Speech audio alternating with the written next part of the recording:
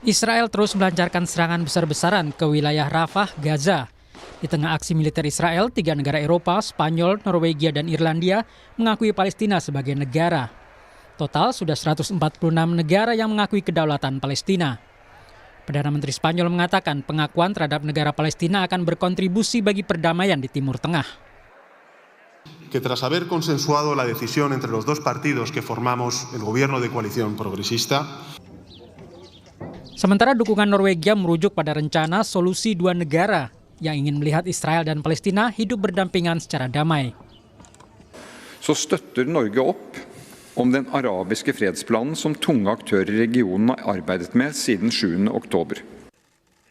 Perdana Menteri Irlandia Simon Harris menyebut akan ada sejumlah negara yang mengikuti langkah Irlandia, Norwegia, dan Spanyol dalam beberapa pekan ke depan.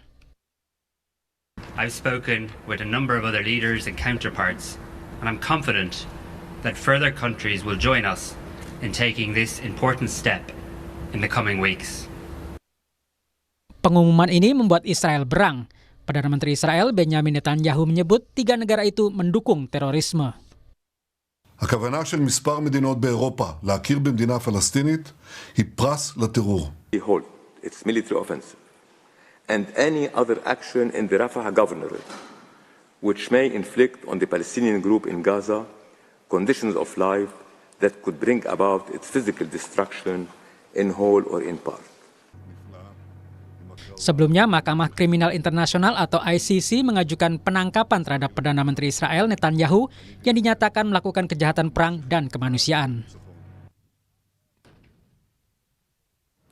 3 negara di Barat, Spanyol, Norwegia, dan Irlandia mengakui Palestina sebagai negara berdaulat. Langkah ini dinilai Israel sebagai dukungan terhadap terorisme. Lalu apa dampak dari pengakuan ini? Kami akan membahasnya bersama Duta Besar Indonesia untuk Palestina dan Yordania, Bapak Ade Patmo Sarwono, dan pengamat Timur Tengah, Bapak Hasibullah Satrawi. Selamat malam, Pak Dubes, Pak Hasibullah.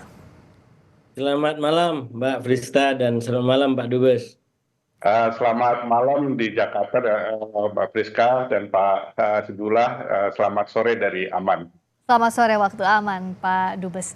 Nah, bicara soal pengakuan dari Spanyol, Norwegia, dan Irlandia sebagai perjuangan Palestina ini seberapa berdampakkah menurut Bapak? Saya jawab. Menurut hemat saya ini suatu kemenangan moral bagi Palestina ya. Walaupun pengumuman resminya baru nanti tanggal 28 Mei, tapi mereka sudah 3 negara tersebut, Irlandia, Norway, dan Spanyol sudah memberikan indikasi positif bahwa mereka akan mengakui negara Palestina. Ini harapannya semakin banyak negara bisa mengakui negara Palestina dan sehingga nantinya mendorong upaya-upaya atau langkah-langkah untuk dimulainya kembali suatu proses perdamaian antara Palestina dan Israel.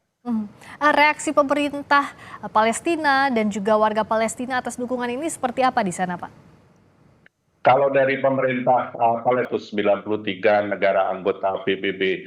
Jadi ini di Rafah dan juga bagaimana harapannya agar ini bisa membawa ke two-state solution sebagai solusi perdamaian yang sampai sekarang belum tercapai. Kalau kondisi di Gaza, khususnya di Rafah, masih sangat-sangat memprihatinkan.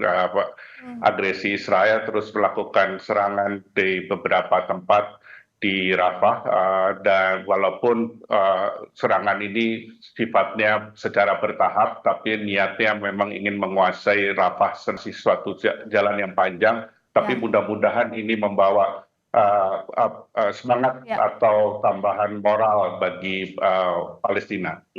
Ya, baik, itu yang kita harapkan. Semoga jalan panjang ini segera berbuah hasil karena sudah jauh dari nilai kemanusiaan. Pak Hasibullah, tapi singkat saja. Ya, saya ada 2 menurut saya yang harus ini disampaikan. Yang pertama, ini harus dijadikan momentum oleh masyarakat internasional, terutama kuartet perdamaian atau pihak lain untuk bagaimana menciptakan dorongan dan langkah lebih nyata sehingga perdamaian bisa terwujud. Dan yang kedua, ini termasuk di Indonesia, untuk bagaimana para pihak termasuk negara Arab merekonsiliasi di antara faksi-faksi Palestina.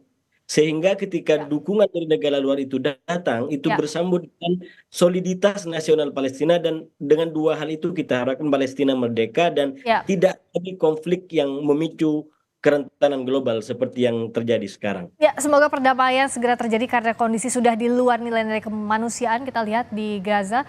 Terima kasih Duta Besar Indonesia untuk Palestina dan Yordania Bapak Ade Patmo Sarwono. Terima kasih juga Pak Hasibullah Satrawi, pengamat Timur Tengah, telah berbagi di Sapa Indonesia Malam. Terima kasih.